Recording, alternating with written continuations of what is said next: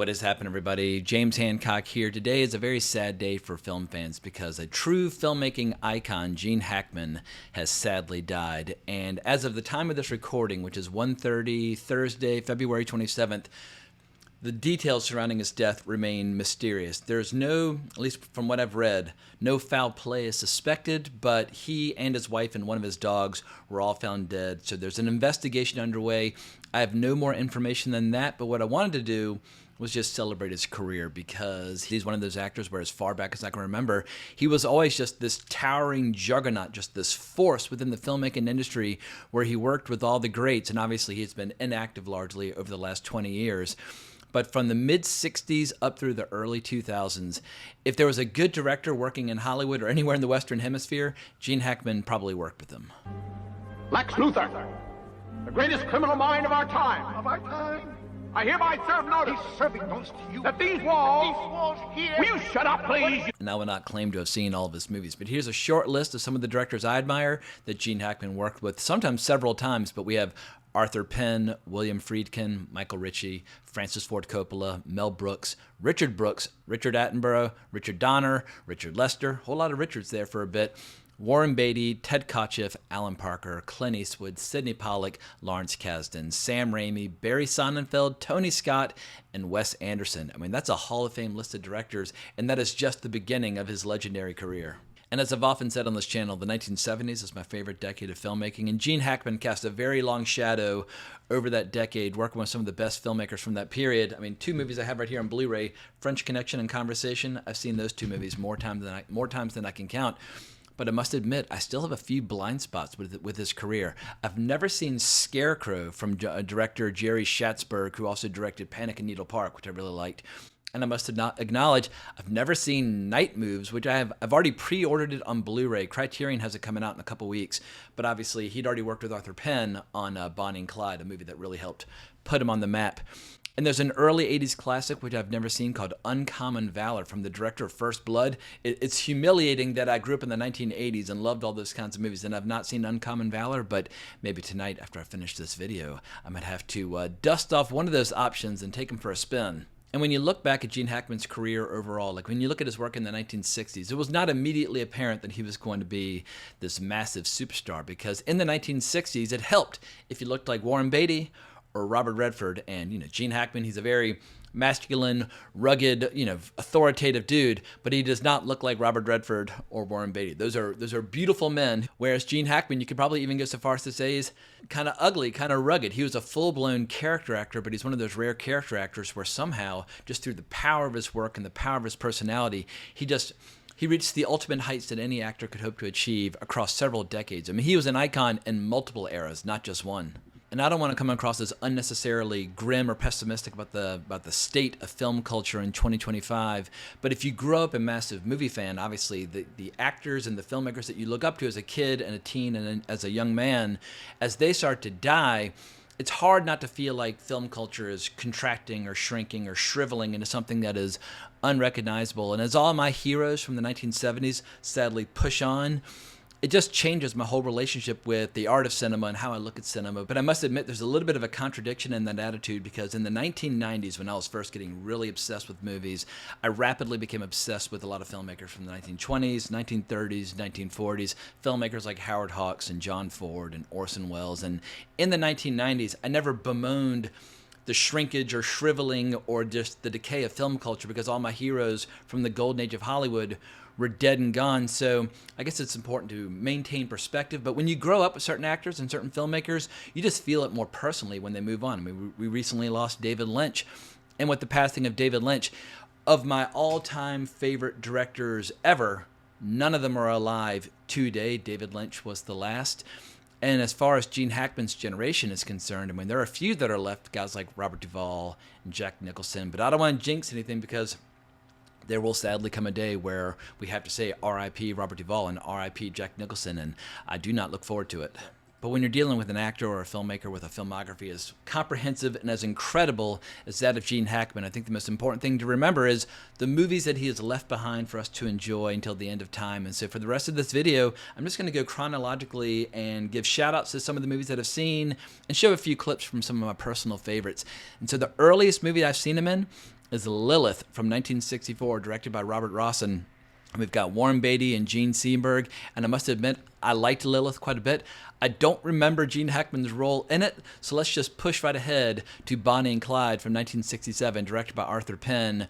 One of the key films of the new Hollywood, one of the key films that showed that Hollywood was about to go through some fundamental, earth-shattering changes when it came to genre entertainment in the late 60s and early 70s. And Gene Hackman, he just leaps right off the screen. I mean, Faye Dunaway's incredible, Gene Wilder's incredible, Warren Beatty's obviously incredible, but Gene Hackman, he anytime you act with him, you run the risk of him blowing you right off the screen and stealing the show. And in each and every single scene in which he appears, and Bonnie and Clyde is no exception. Woo! We're going to have ourselves a time, boy! Yeah, we surely are.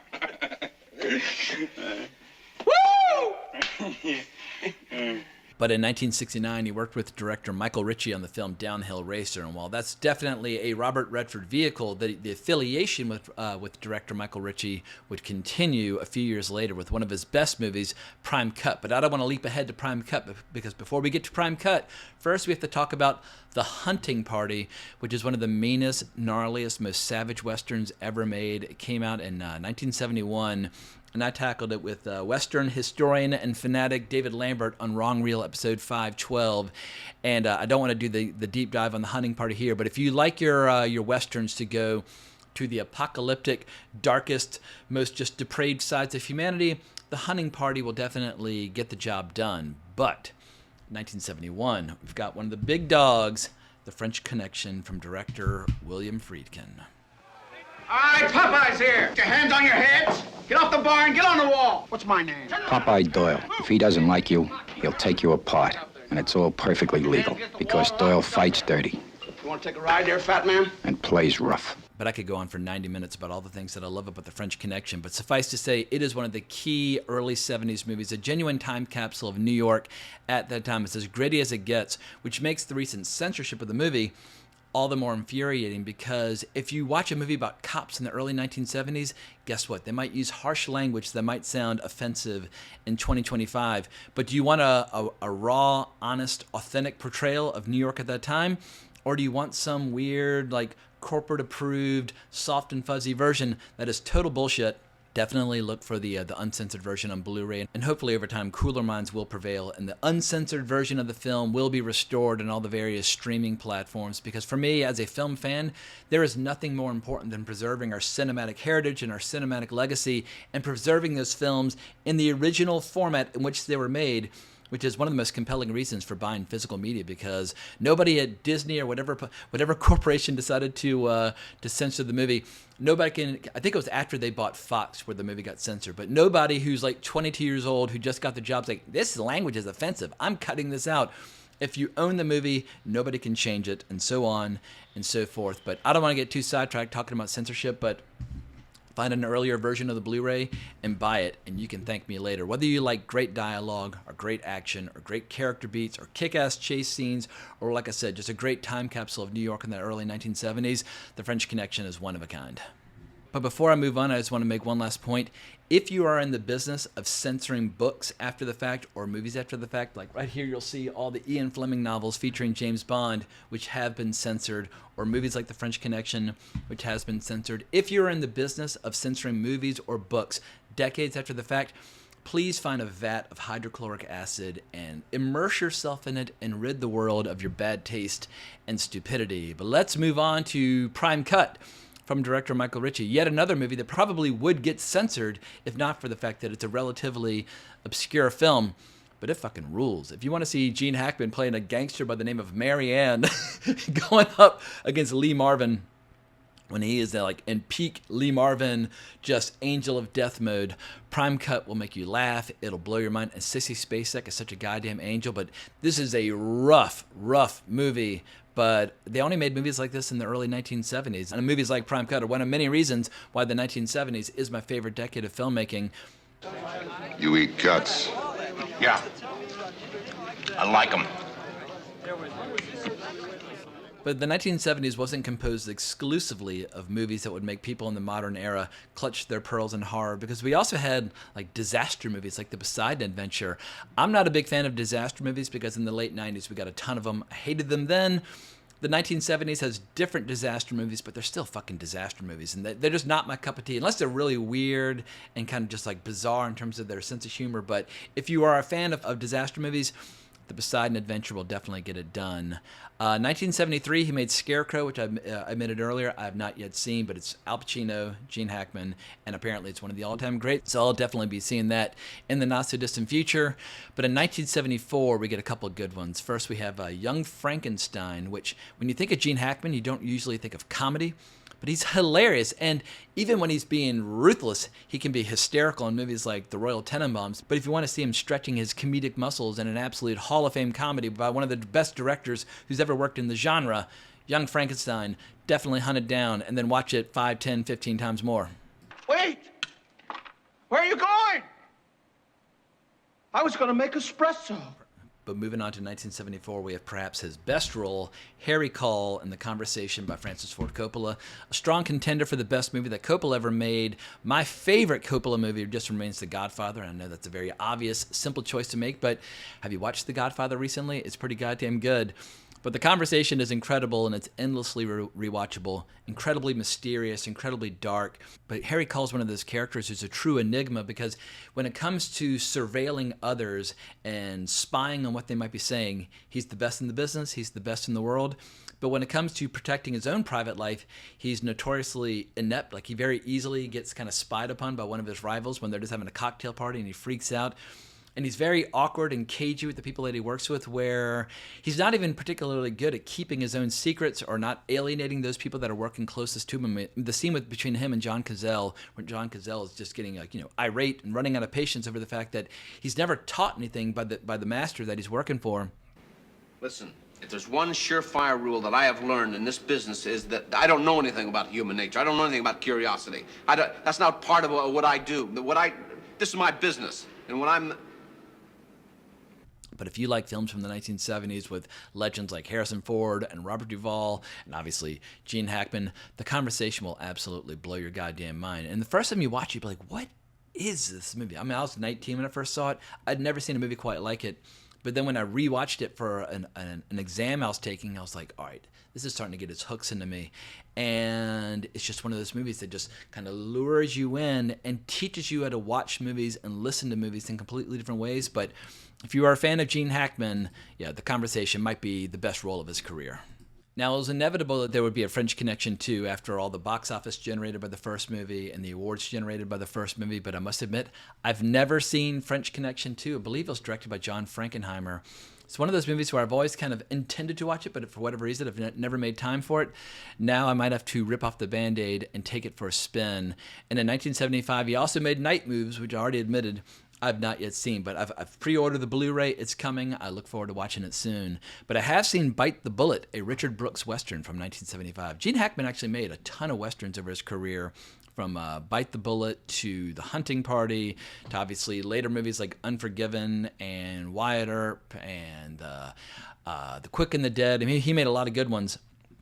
But if you love Westerns, especially 1970s Westerns, Bite the Bullet kicks much ass.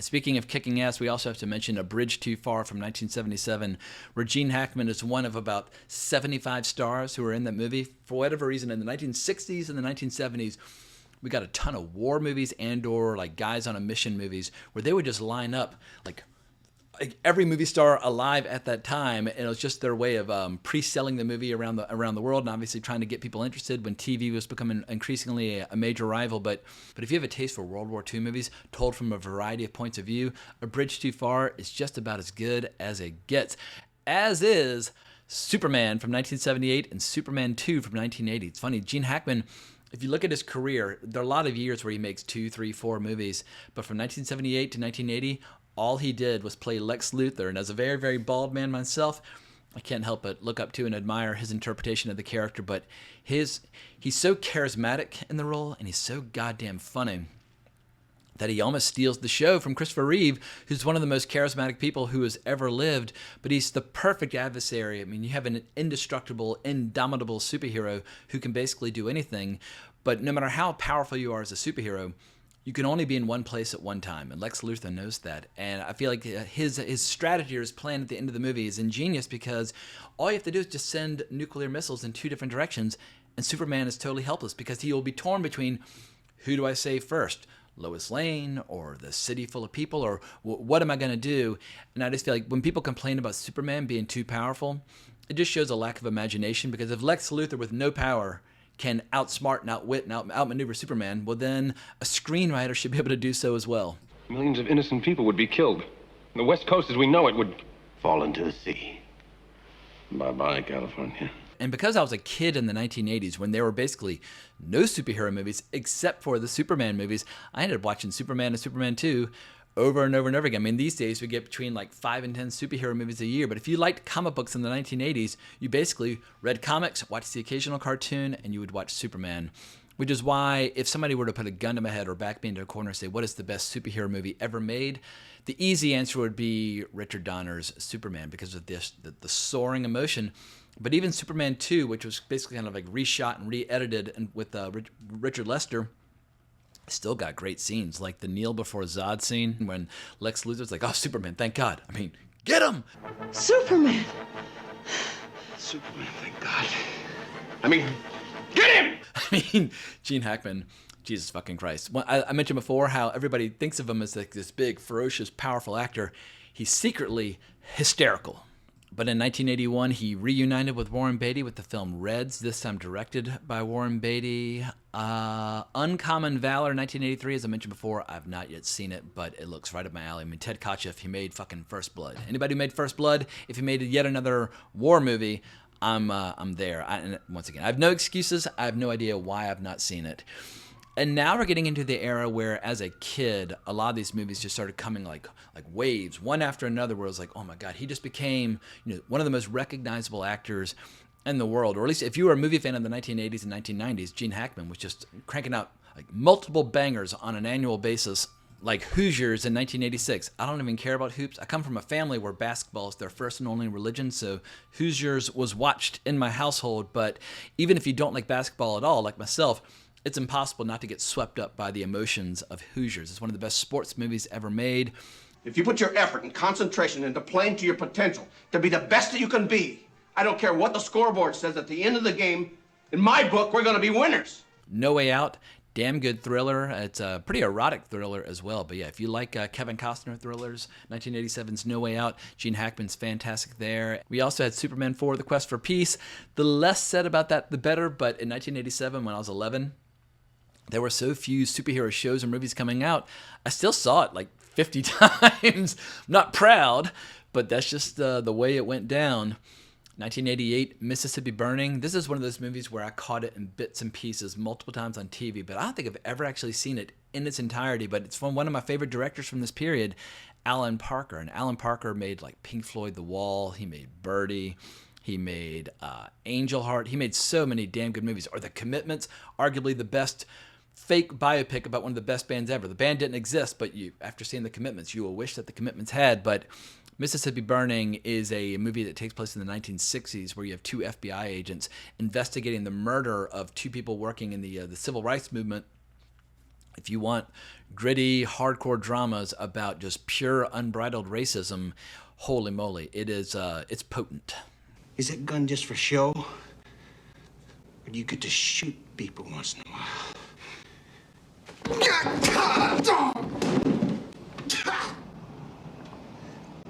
All right, so now I'm scrolling down to 1992, where we have one of the big ones, Unforgiven, where that was kind of a turning point for me growing up, because that was the summer where I got my driver's license.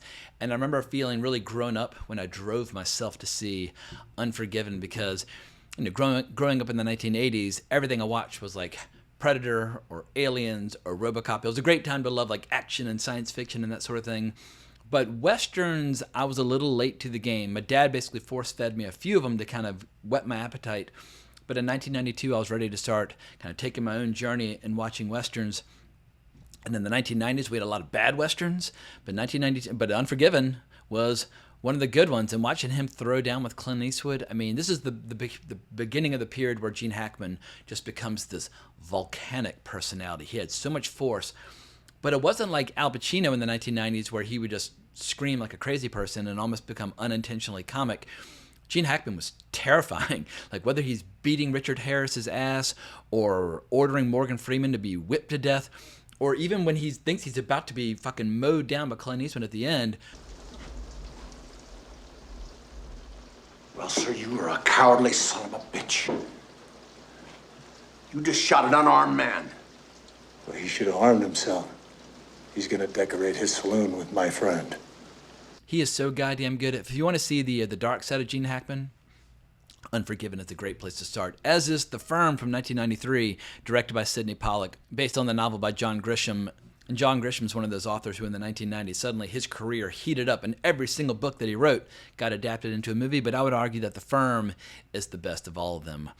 We got another Western in 1993, Geronimo, an American Legend, followed by two more Westerns, Wyatt Earp in 1994 and The Quick and the Dead in 1995. And Wyatt Earp is one of those movies that kind of unfortunately got swallowed by history because it was beaten to market by Tombstone, and they're both about Wyatt Earp. But I was such a dumbass and so clueless back then.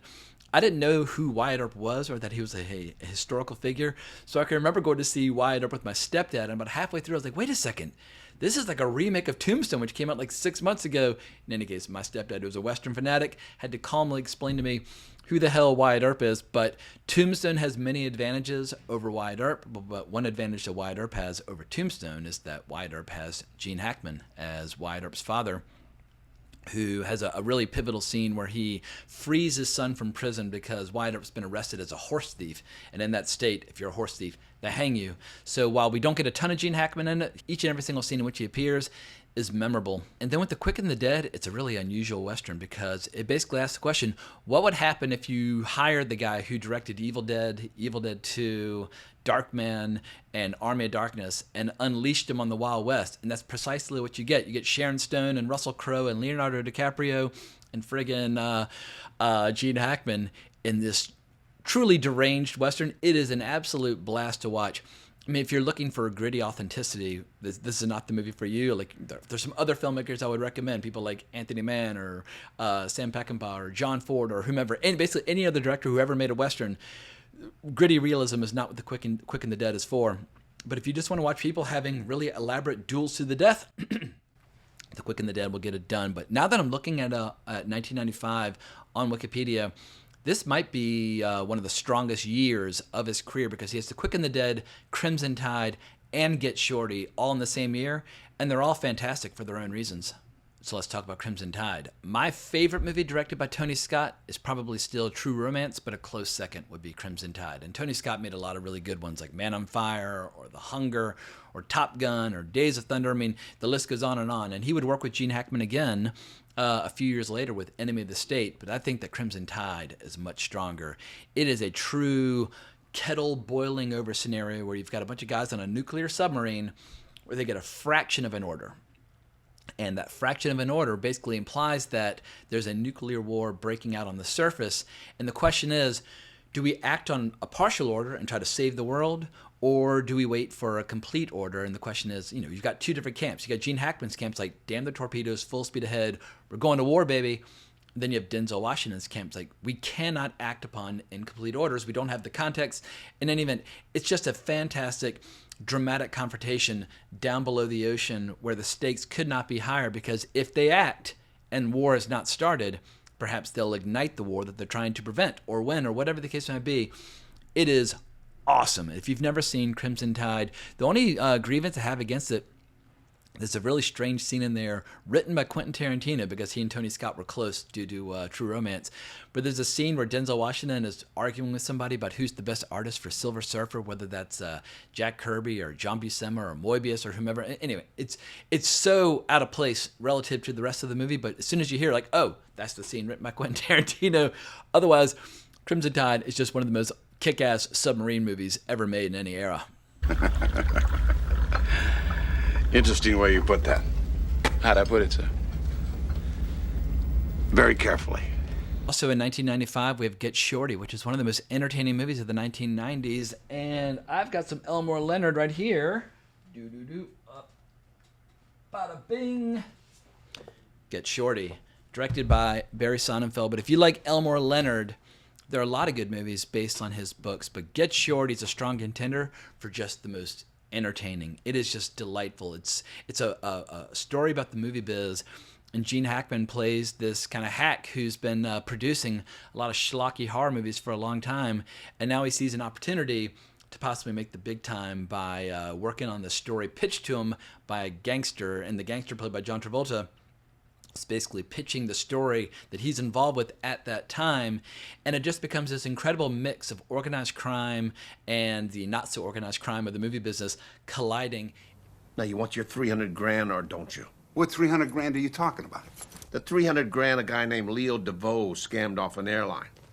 The 300 grand that Chili Palmer now has in his possession. If you like crime stories and Hollywood stories and comedy and sex appeal and all that stuff, get Shorty. Every time I watch it, I'm like, God damn, like people completely, totally sleep on it because it wasn't directed by Tarantino or Scorsese or De Palma. No one thinks of Barry Sonnenfeld as being some great director. They think of him more as like a great DP working for the Coen brothers, but I think it's Barry Sonnenfeld's best movie. And then as we get into the late 90s, Gene Hackman was just everywhere. I mean, once again, making multiple movies a year, making money hand over fist. Of the movies from this period, the ones that I like, Absolute Power reunited him with Clint Eastwood, but I think Unforgiven is the better movie. I mean, hell, he even went to work on Ants, the DreamWorks animated movie. Enemy of the State reunited him with Tony Scott. Really, if we're talking about the late 90s and early 2000s, he made a lot of movies, but the only one that I really want to talk about, I think it's the perfect place to end because it's his third to last movie that he made. But in 2001, he made 5 movies. Royal Tenenbaums is a strong contender alongside The Conversation as his best role that he ever had. And if you believe all the stories about the behind the scenes of the Royal Tenenbaums, Gene Hackman was not a particularly nice person to work with on this movie.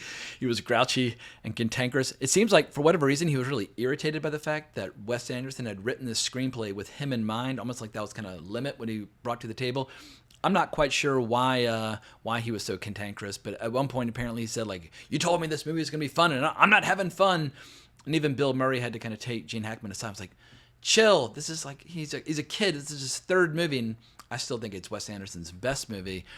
But no matter what was going on behind the scenes, it's a Hall of Fame ensemble cast where you've got Danny Glover and Angelica Houston and Ben Stiller, and the list goes on and on. Gene Hackman just mops the floor with all of them. He's so goddamn funny, so charismatic. Every single line of dialogue is just like, just pitch perfect. I think it's, as beloved as the movie is, perhaps it's not beloved enough because when you compare this movie from 25 years ago with a lot of movies coming out today, it's like, even with Wes Anderson, you're like, so much about film culture seems to have just been diminished in that interim. 30 years ago, I was knifed in a bazaar in Calcutta. He carried me in the hospital on his back. Who stabbed you? He did. But back in the day in the 1990s or in the early 2000s, whether you were talking about my circle of friends from college or my siblings, the fastest way to kind of get in good with us was if you were able to quote liberally from certain movies, usually comedies. And with my siblings, there's no movie that'll earn you street cred faster than being able to keep up with our conversations quoting Royal Tenenbaums. And there are other comedies that are in the mix, but there's something about the siblings and their kind of constant warfare between each other in Royal Tenenbaums that it makes it easier for my siblings and I all to relate to the film. But yeah, with like my college friends, it would be movies like Caddyshack and so on and so forth. That would kind of get you in good with us. But the Royal Tenenbaums, I think it's one of the most quotable comedies ever made. The music's incredible. The filmmaking technique is absolutely dazzling. The look is just solid gold. It was before Wes Anderson had kind of got locked into like rigor mortis or being locked in amber with that kind of very rigid style of his. Back with the Royal Tenenbaums, they just felt a little more effortless and a little more just easy on the eyes, whereas now it kind of makes me want to scream at times. My God, I haven't been in here for years. Hey!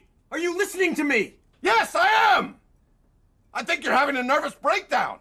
In any case, I don't want to get sidetracked talking about the late-stage Wes Anderson movies, but I think the Royal Tenenbaums will withstand the test of time because you have Gene Hackman kind of mopping the floor with the next generation of actors like Luke Wilson, Owen Wilson, Gwyneth Paltrow, Ben Stiller, but also locking horns with a lot of his own peers like Bill Murray and Danny Glover and Angelica Houston.